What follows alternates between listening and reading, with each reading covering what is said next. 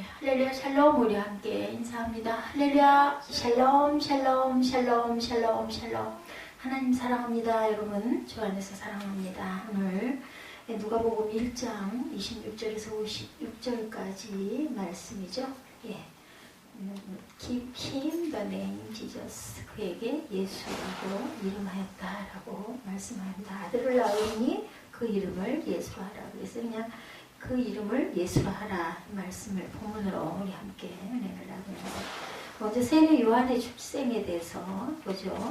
헬라 정통주의 신학자들이 마리아를 두고 하나님을 품고 있는 자라고 불렀다고 합니다. 마리아에 대한 이런 표현은 크고 거룩하며 영광스럽다. 마리아라는 뜻이 크고 거룩하며 영광스럽다. 마리아는 성령으로 잉태하리라는 천사의 수태고지를 믿음과 겸손으로 받아들이죠. 순종함으로.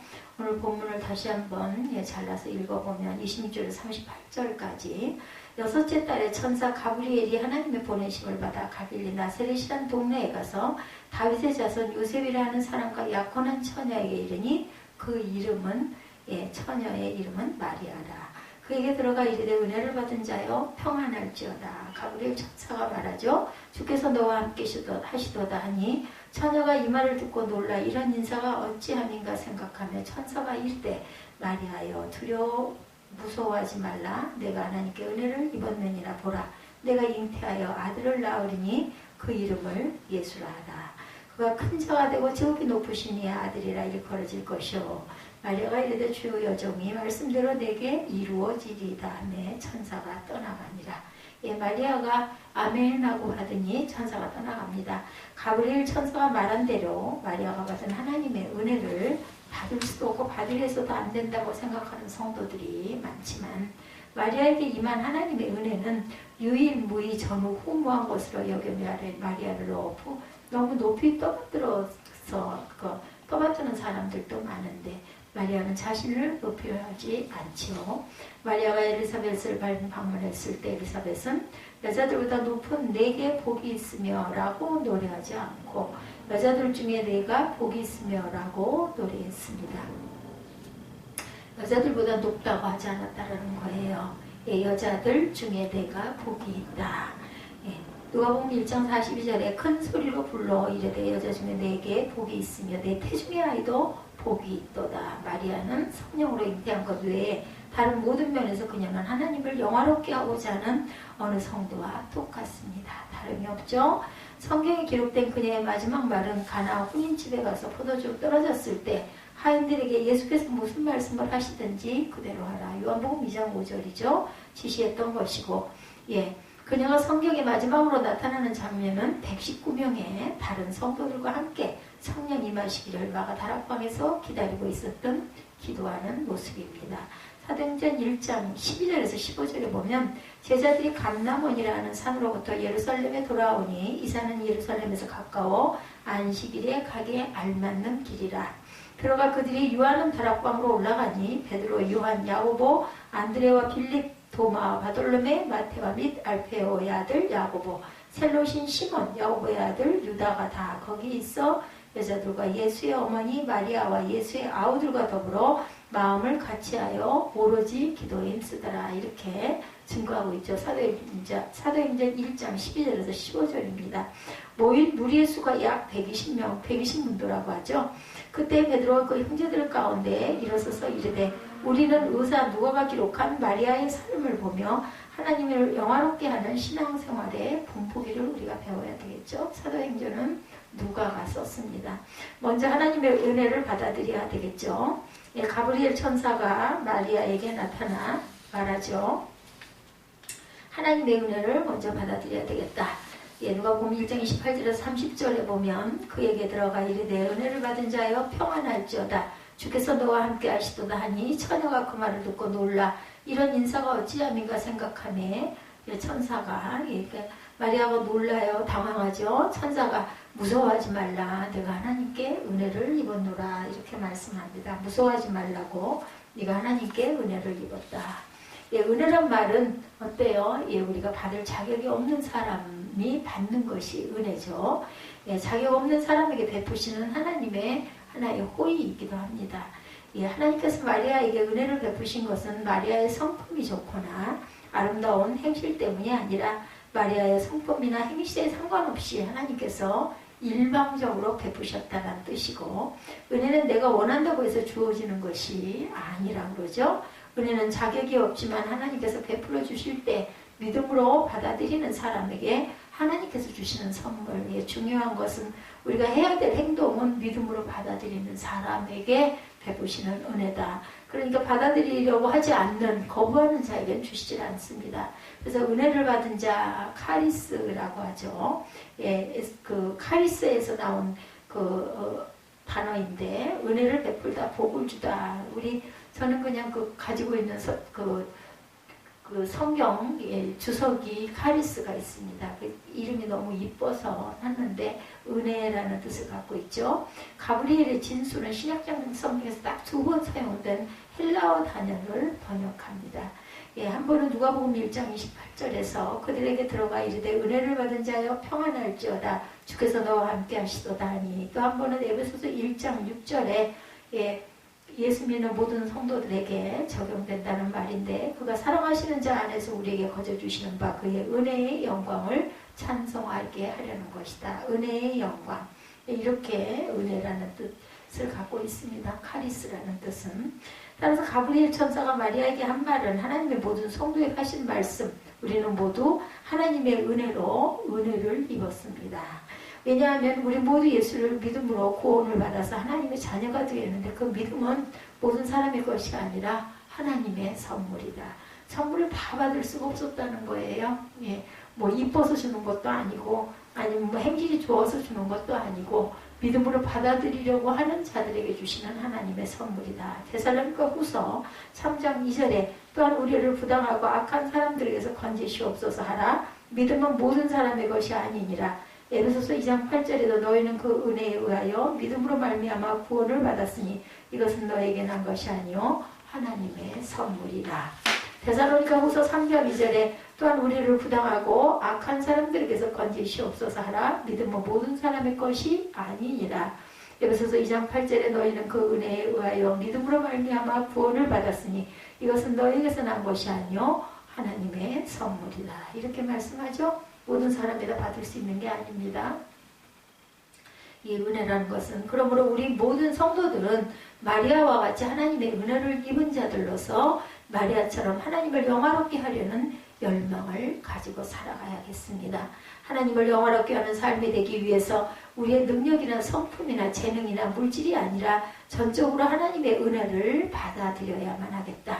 마리아라는 가난한 처녀가 있었죠. 한 시골에, 갈릴리에.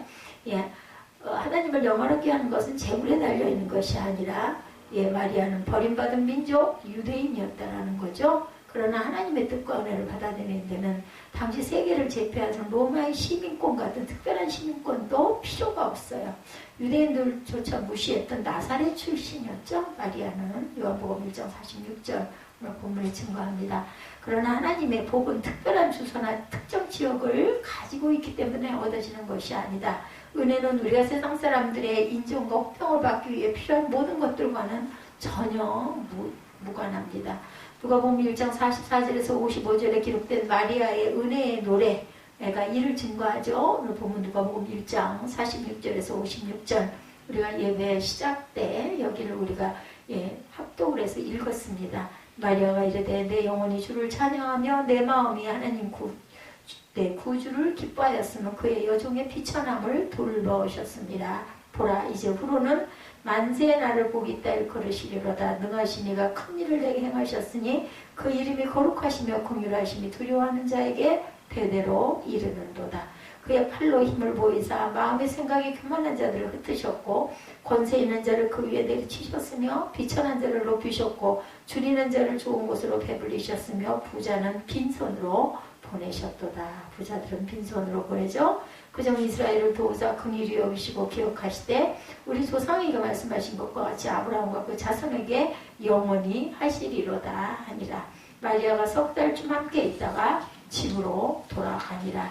이 마리아의 참가 은혜의 노래에는 하나님에 대한 세 가지 혁명을 말해주고 있습니다. 첫째, 예, 하나님은 마음의 생각이 교만한 자들을 흩으신다. 이것은 도덕적 혁명을 이야기합니다. 도덕적 혁명. 기독교는 교만함을 죽이는 것이죠. 기독교는 사람이 예수 그리스도를 따라 살게 되면 인간의 모든 교만은 마지막 가면까지도 벗겨지기 때문에 도덕적 혁명입니다. 때때로 사람들에게 강렬한 빛에 비추어서 자기 스스로를 깊이 부끄럽게 여기게 되는 일도 있습니다. 오헬리의 단편 가운데 다음과 같은 이야기가 있습니다. 어떤 시골에서 살아난 젊은이가 있었어요. 학교에서 그는 언제나 어떤 소녀와 나란히 앉아있게 되었는데 그러다 보니까 서로 좋아하는 사이가 되죠. 후에 그는 도시로 나가 악한 길에 빠집니다. 그는 소매치기와 좀도둑이 되고 말았어요. 하루는 어떤 늙은 부인의 지갑을 탁 소매치기를 합니다. 그래서 너무나 성공적으로 그 일을 잘해내요. 그 부인은 모르고 그냥 갔어요. 그는 혼자 기뻐하고 있었습니다. 때마침 그가 전에 좋아하던 여자가 저편에서 걸어오고 있는 것을 보게 되었는데 그녀는 아직도 귀엽고 천진난만한 그 예전에 그 모습 그대로의 빛을 띠고 있었다고 그래요. 그때 갑자기 그는 자기 자신이 보잘 것 없는 비열한 존재로 보여집니다. 부끄러운 마음이 온몸에 화끈거리고 가로등에 차디찬 쇠기등에 머리를 기대고 하나님 저는 죽고 싶습니다 라고 중얼거립니다. 그는 이제 자신을 보게 된 거죠. 자신의 내면을 보게 됐습니다. 그리스도는 인간으로 하여금 자신을 볼 수 있게 하시는 분. 우리 내면에 믿지 않는 사람들은 양심도 없니? 예, 양심이라고 하고 믿는 사람들, 크리스찬들은 우리 안에 성령께서 우리에게 알게 하시고 깨닫게 하시고 또 도와주신다라고 얘기합니다. 그 음성을 듣게 된 거죠. 우리 안에 있는 음성. 정말 저는 죽고 싶습니다. 제가 왜 이렇게 더러워졌을까요? 이런 것이 보인 거죠. 이라여 도덕적인 혁명은 시작이 된 거죠. 참으로 겸손은 종기의 앞잡이고 교만은 패망의 선봉이고 거만한 마음은 넘어짐의 앞잡이 잠언에 있는 말씀이죠. 예수께서 나귀를 타시고 평화의 도성이가 일컬어지는 예루살렘에 입성하시는 것은 겸손하신 왕의 모습이죠. 스가랴 9장 9절에 시온아 따라 크게 기뻐하라. 예루살렘에 따라 즐거이 부를지어다. 보라 내 왕이 내게 임하리니 그는 공의로우시며 구원을 베풀며 겸손하여서 나귀를 타나니 나귀의 작은 것 곧 나귀 새끼라. 나귀도 아닌 나귀 새끼를 탄 그런 겸손한 왕. 예수께서는 세상에 오실 때도 천박한 말귀에서 태어나시더니 세상에 사시는 동안도 겸손의 모습으로 제자들의 발을 닦아주시고 오늘 우리가 성찬식을 거행했죠. 그리고 나서 내 떡과 내 피를 마시라. 이것은 내 몸이고 이것은 내 피로다. 이것을 먹고 마시면 너와 내가 하나로 연합됨이라 이렇게 말씀하십니다. 마지막에 죽으러 가시는 마당에까지 겸손의 상징인 나귀 새끼를 타시고 예루살렘으로 입성하시죠. 예수께서는 그의 삶의 마지막까지 우리에게 겸손을 가르쳐 주시고 몸소 실천하신 분입니다. 호산나 호산나 다윗의 아들이여 하고 그렇게 외쳤던 그 군중들은 이틀 후에 예수님이 십자가에 못 박혀 돌아가실 때 전부 다 죽여달라고 그러죠. 바나바는 살리고 예수를 죽여라. 그래서 결국은 예수가 죽게 됩니다. 빌라도가 아무리 물어봐도 다 바나바를 살려주고 예수를 죽이라고 한결같이 어찌 그렇게 이틀 전에 그 군중의 환호는 다 어디로 갔는지 우리 인간의 완악한 모습이 바로 이런 모습이죠. 인간을 지극히 사랑하시는 하나님께서 자신을 비우시고 낮고 천한 인간의 모습으로 세상에 오신 분 예수 그리스도시죠. 둘째 하나님은 권세 있는 자들을 낮추시며 비천한 자를 높이십니다. 도덕적 혁명 첫 번째, 두 번째는 사회적 혁명. 사회적 혁명입니다. 기독교는 이 세상에 간판과 직위로 사람을 평가하거나 판단하지 않습니다. 가진 자나 못 가진 자나 유명한 자나 이름이 없는 자나 그죠? 이쁘게 생긴 사람이나 이쁘지 않게 생긴 사람이나 그리스도 안에서 사회적인 계급과 지위는 모두 다 사라졌습니다. 어느 교수가 학생에게 질문을 했어요. 한 부부가 있는데 남편은 매독에 걸려있고 아내는 심한 폐결핵에 걸려 있습니다. 이 가정에 아이들 넷이 있는데 하나는 며칠 전에 병으로 죽었고 남은 세 아이도 결핵으로 누워 살아날 가망이 없습니다. 이 부인은 현재 임신 중인데 어떻게 하면 좋겠습니까? 학생들에게 물어봅니다. 한 학생이 낙태 수술해서 아이를 없애야 합니다 라고 대뜸 소리칩니다. 그때 교수는 자네는 지금 방금 베토벤을 죽였네. 하고 말합니다. 이 불행한 환경에서 5번째로 태어난 아이가 베토벤이었다는 거죠. 사람들은 자기에게 편리한 대로 해석하고 살아가지만 하나님의 뜻은 다른 길인 경우가 많습니다. 하나님의 뜻을 우리가 온전히 모르는 것은 언제 이루어질지 그 시와 때가 하나님 손 안에 있기 때문이죠. 그래서 우리 세상에서의 첫날이 하늘에서는 하루라고 이렇게 표기되어 있는 것처럼 정말 오래 참고 인내하고 끊임없이 꾸준한 노력을 하는 것이 정말 필요하다. 인내가 참 오래 참음이 굉장히 중요합니다. 이 땅에 지극히 작고 적은 자, 작은 무리일지라도 그들이 존중되는 사회적 혁명이 이렇게 일어나야 될 것이다. 도덕적 혁명, 사회적 혁명. 세 번째, 하나님은 줄인 자들을 배불리시며 부자를 빈손으로 돌려보내신다. 이렇게 증거하죠. 이것은 경제적인 혁명입니다. 도덕적 혁명, 사회적 혁명, 그리고 경제적인 혁명. 비도교적 사회란 각자가 이익을 취하면 취한 만큼 부를 축적하는 탐욕 중심의 사회죠. 기독교적 사회란 다른 사람들이 조금밖에 갖지 못하였으려도 자기가 많은 것을 가지려 하지 아니하는 사회, 그리고 그것은 모든 사람이 단지 주기 위해서만 소유하는 사회, 기독교적 사회입니다. 기독교는 이처럼 각 사람 속에서 혁명이 일게하며 따라서 이것은 세계의 혁명을 불러일으키기도 하는데, 이렇게 하나님의 은혜는 세상을 변화시킵니다. 갖지 않은 자들에게 나눠주고 가진 자들에게는 주지 않는 그러한 혁명. 겸손한 종들은 복을 받고 교만한 사람들은 흩어집니다. 악한 사람들은 놀라운 힘을 약한 사람들은 얻게 되고 힘 있는 사람들은 그 권좌에서 쫓겨납니다. 그리고 그 자리가 아무것도 아닌 사람들에게 넘어가기도 하죠. 기독교적 사회입니다.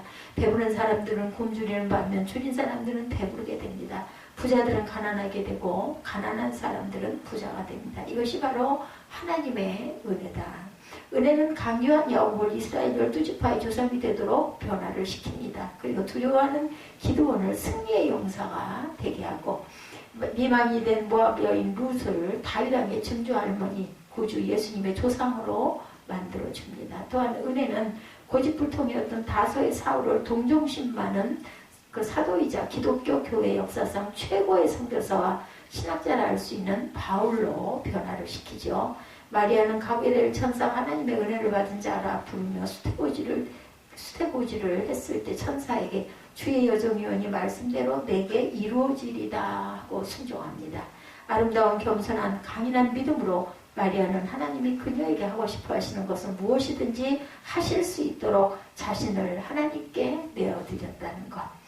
사가랴와는 달리 마리아는 내가 이것을 어떻게 하리요? 어떻게 그런 일이 가능할 수 있습니까? 라고 묻지 않고 어찌 일이 있으리까? 라고 묻습니다. 결혼하지 않은 처녀가 어떻게 아들을 낳을 수 있겠는가? 가브리엘은 하나님께서 능하지 못하심이 없기 때문에 하나님의 영이 그 기적을 행하실 것이다. 이렇게 설명하죠. 누가복음 1장 35절에서 37절에 천사가 대답하여 이르되 성령이 내게 임하시고 지극히 높으신 이의 능력이 너를 덮으시리니 이름으로 나실 바 거룩한 이는 하나님의 아들이라 일컬어지리라. 보라될 친족 엘리사벳도 늙어서 아들을 배웠느니라. 본래 임신하지 못한다고 알려지니가 이미 6달이 되었나니 대저 하나님의 모든 말씀은 능하지 못하심이 없느니라. 이렇게 말합니다. 하나님은 말씀하셨고 마리아는 그 말씀을 믿었습니다. 그리고 처녀인 그녀의 태에 예수님이 잉태되시죠. 예수님이 말씀하시자 물이 포도주가 되었고 폭풍과 잔잔해졌고 병든 자가 나았고 안진뱅이가 일어섰으며 죽은 사람이 다시 살아납니다. 마리아의 몸은 성령에 가려졌고 그녀의 태는 하나님의 영광이 머물던 성막의 지성소처럼 되었다. 출애굽기 25장 20절이죠. 마리아의 노래를 보면 마리아는 특별히 시편을 사랑했던 것으로 보입니다. 왜냐하면 그녀는 성령으로 잉태된 것에 대해서 시편 71편 19절, 89편 10절, 98장 3절, 111편 9절, 103편 13절, 17절, 107편 9절 등으로 언급합니다. 성령으로 잉태된 것에 대해서 이렇게 강조하죠. 그만큼 마리아는 하나님 말씀과 약속을 근거한 믿음으로 성령을 받아들입니다. 그리고 능치 못하심이 없는 하나님의 말씀과 능력으로 하나님의 뜻이 이루어지게 합니다. 우리가 하나님의 약속을 믿고 그 약속을 근거로 행동할 때 성령은 그 능력을 발휘하고 그 목적을 성취하시기 위해서 말씀을 통해 일하십니다. 성령은 우리가 하나님의 말씀에 순종할 때 우리 안에서 역사하고 일하십니다. 그래서 엘리사벳은 마리아에게 주께서 하신 말씀이 반드시 이루어지리라고 믿은 그 여자에게 복이 있도다. 45절이죠. 말합니다. 그러나 하나님의 복은 마리아만을 위한 것이 아니에요. 그 복은 하나님의 말씀을 신뢰하고 그 말씀을 근거하고 행동하는 모든 사람이 받을 수 있는 것이다. 겸손한 믿음과 하나님 말씀에 근거한 순종으로 하나님의 은혜를 받아들여서 하나님을 영원롭게 하는 저와 여러분 되시기를 주님의 이름으로 축복합니다. 다음으로 영광된 삶을 위해서는 하나님의 뜻에 순종, 굴복해야 합니다. 누가복음 1장 38절에 마리아가 이르되 주의 여종이오니 말씀대로 내게 이루어지리다 하며 천사가 떠나가니라 하죠. 마리아는 수표의지를 갖고 자신을 하나님의 종으로 봅니다. 홍정역 성경에는 계집종, 하녀라고 번역했는데 하녀는 여종 중에도 가장 낮은 지위의 종이죠. 루키 3장 8절에 밤중에 극에 놀라 몸을 일으켜본즉 한 여인이 자기 발치에 누워있는지라. 아마도 마리아는 루시 보아스에게 말했던 것을 떠올렸거나 루키 3장 8절이죠. 한나가 기도했던 것을 떠올리지 않았을까. 사무엘상 1장 11절입니다. 서운하여 이르되 만군의 야훼여 만일 주의 여종의 고통을 돌보시고 나를 기억하사 주의 여종을 잊지 아니하시고 주의 여종에게 아들을 주시면 내가 그의 평생에 그를 여호와께 드리고 삭도를 그의 머리에 대지 아니하겠나이다. 마리아는 자신의 결정이 어떤 결과를 불러올지 이해하지 못하고 있었을 것입니다. 그러나 자신과 요셉에게 어떤 결과를 미치게 될 것인지는 분명히 알고 있었죠. 그는 정혼한 처녀였지만 분명히 아기를 임신하고 있었고 그것은 사람들의 의혹과 조롱을 불러일으킬 것이었죠. 뿐만이 아니라 간통한 여인으로 간주돼서 독을 맞아서 죽을 수도 있는 상황이 될 수도 있었습니다. 메시아 예수 그리스도를 기도 가운데 기다렸던 시므온이 아기 예수를 보고 마리아에게 말하죠. 누가복음 2장 34절입니다. 34절 5절 시므온이 그들에게 축복하고 그의 어머니 마리아에게 말하여 이르되 보라 이는 이스라엘 중 많은 사람을 패하거나 흥하게 하며 비방을 받는 표적이 되기 위하여 세움을 받았고 또 칼이 내 마음을 찌르듯 하리니 이는 여러 사람의 마음의 생각을 드러내리라 함이라 하더라. 누가복음 2장 35절에도 또 칼이 내 마음을 찌르듯 하리니 이는 여러 사람의 마음의 생각을 드러내리라 함이라 하더라. 또 아셀 지파 비누엘의 딸 안나라는 선지자가 있어 나이가 매우 많았더라. 그가 결혼한 후 7해 동안 남편과 함께 살다가 과부가 되고 84세가 되었더라. 이 사람이 성전을 떠나지 아니하고 주야로 금식하며 기도함으로 섬기더니 하나님의 뜻은 하나님의 마음, 생각에서 나오는 것으로 영원히 이루어지게 된다는 거죠. 시편 33편 11절에도 야훼의 계획은 영원히 서고 그의 생각은 대대에 이르리로다 이렇게 말합니다. 예수님은 하나님의 뜻을 이루시기 위해 세상에 보냄받으신 하나님의 아들이십니다. 그래서 예수님은 하나님의 뜻을 이루는 것을 아버지 하나님을 영화롭게 할 수 있는 힘을 주시는 양식으로 여기시죠. 요한복음 4장 31절에서 34절에 그 사이에 제자들이 청하여 이르되 랍비여 잡수소서 이르되 내가 너에게 알지 못하는 먹을 양식이 있느니라. 제자들이 서로 말하되 누가 잡수실 것을 갖다 드렸는가 하니 예수께서 이르시되 나의 양식은 나를 보내신 이의 뜻을 행하여 그의 일을 온전히 이루는 이것이니라. 이렇게 증거합니다. 장차 온 인류 구원을 위한 하나님의 어린 양으로 십자가에 희생되는 것이 하나님의 뜻이기 때문에 아무리 십자가의 형벌이 고통스럽다 할지라도 그것이 하나님을 영화롭게 하는 것으로 받아들이는 것. 그래서 예수께서 십자가의 죽음을 앞두고 기도하시죠. 요한복음 17장 1절에 보면 예수께서 이 말씀을 하시고 눈을 들어 하늘로 부르러 이르되 아버지여 때가 이르렀사오니 아들을 영화롭게 하사 아들로 아버지를 영화롭게 하게 하옵소서. 이렇게 고백합니다. 하나님의 뜻을 아는 것만으로 충분하지가 않죠. 진심으로 하나님의 뜻을 향해야 한다. 에베소서 6장 6절에 믿음은 착한 행실로 이어지고 착한 행실은 하나님을 영화롭게 하는 것이다. 마태복음 5장 16절에 때로는 하나님의 뜻을 순종하는 것이 힘들고 심지어는 고통스럽기까지도 하죠. 그러나 불순종하는 것은 그보다 더욱더 고통스럽다는 것을 우리가 알아야 합니다. 우리가 하나님께 순종할 때 어려움마저도 우리 편이 될 수가 있습니다. 그러나 불순종할 때는 그 어려움이 우리의 적이 될 수도 있습니다. 하나님의 뜻은 우리의 반응에 따라 우리를 온전하게 할 수도 있고 우리를 징계할 수도 있지만 어떤 경우가 된다 하더라도 하나님은 당신의 뜻을 이루시겠죠. 사람들이 예수님에 대해 수군거리는 소리를 듣고 그들이 예수님에게 행하는 폭력을 보는 것이 마리아에게 결코 쉬운 일이 아니었죠.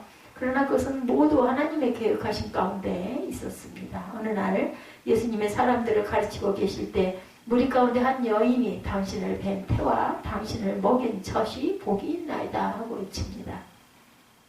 예수님은 여인이 한 말의 정당성을 부인하지 아니하시고 하나님의 말씀을 듣고 지키는 자가 복이 있느니라 이렇게 대답하죠. 누가복음 11장 27, 8절에 보면 이 말씀을 하실 때 무리 중에 한 여자가 음성을 높여 이르되 당신을 뵌 태와 당신을 먹인 젖이 복이 있나이다. 예수께서 이르시되 오히려 하나님의 말씀을 듣고 지키는 자가 복이 있느니라 하시니라 이렇게 말합니다.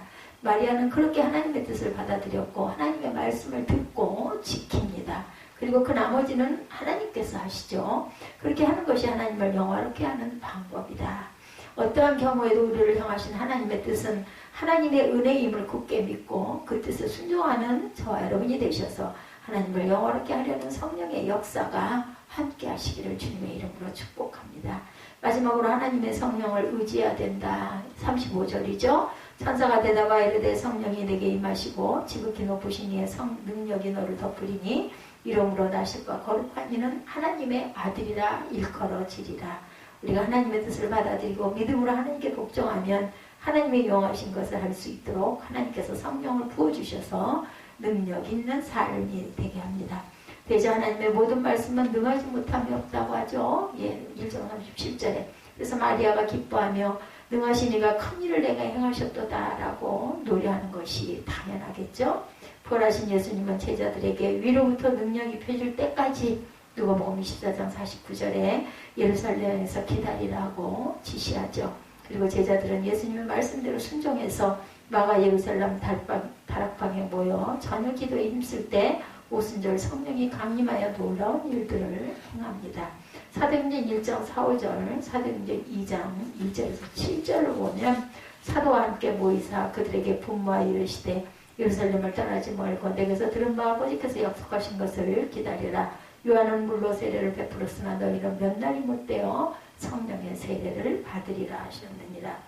사도행전 2장 1절에서 7절에도 오순절날이 이미 이름에 그들이 다 같이 한 곳에 모였더니 호련히 하늘로부터 급하고 강한 바람소리 같은 소리가 있어 그들이 앉은 온 집에 가득하며 마치 불의 혀처럼 갈라지는 것들이 그들에게 보여 각 사람이 하나씩 임하여 있더니 그들이 다 성령의 충만함을 받고 성령이 말하게 하심을 따라 다른 언어들로 말하기를 시작하니라. 그때 경건한 유대인들이 천하 각국으로부터 와서 예루살렘에 머물러 있다가 이 소리가 나매 큰 무리가 모여 각각 자기의 방언으로 제자들이 말하는 것을 듣고 소동하여 다 놀라 신기하게 여겨 이르되 보라 이만하는 사람들이 다 갈릴리 사람이 아니냐. 오늘날 성령의 능력 없이 자신들의 힘으로 그럭저럭 해나가려는 교회들, 교인들은 늘 하던 대로 하는 것이 너무나 익숙해졌기 때문에 그렇게 하는 것을 정상이라고 생각하는데 그들은 계속 돈에 의지하고 사람들의 주의를 끌 수 있는 여러 방법을 찾고 기도를 무시하고 영적 은사에 대해서 아무 말도 하지 않거나 거의 하지 않고 국내에서나 해외에서 복음을 전하기 위해 아무런 노력도 하지를 않습니다. 우리의 힘과 지혜로는 하나님을 섬길 수 없는 무능함을 인정하고 성령만이 주실 수 있는 능력을 얻기 위해서 간절하게 하나님을 찾을 때 하나님의 역사가 일어난다라는 것. 예배 시간에 목사와 예배 있는 자에게 성령이 충만히 임하기를 그래서 우리는 간절히 구해야 되겠죠.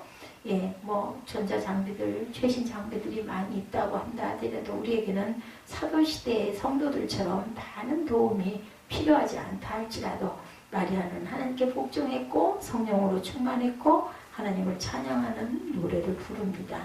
에베소서 5장 18절에서 21절에 의하면 기뻐하고 감사하고 복종하는 것은 성령으로 충만한 것을 보여주는 증거죠. 에베소서 5장 18절에서 21절 술 취하지 말라 이는 방탕한 것이니 오직 성령으로 충만함을 받으라. 시와 찬송과 신령한 노래로 서로 화답하며 너의 마음으로 주께 노래하며 찬송하며 범사에 우리 주 예수 그리스도의 이름으로 항상 하나님 아버지께 감사하며 그리스도를 경외함으로 피차 복종하라. 범사의 성령에 의지하여 성령이 충만한 가운데 마리아처럼 능하신 이가 큰 일을 내게 행하셨으니라고 고백할 수 있는 저와 여러분들의 믿음이 되시기를 주님의 이름으로 축복합니다. 오늘 하나님의 은혜, 마리아에게 임한 그 은혜가, 순종함으로 임한 그 은혜가 저와 여러분에게도 충만하게 임할 것을 믿고 구하고 기도하도록 주님께서 축복하심을 감사하시는 11월 추수감사달이 되기를 주님의 이름으로 축복합니다. 기도하시겠습니다.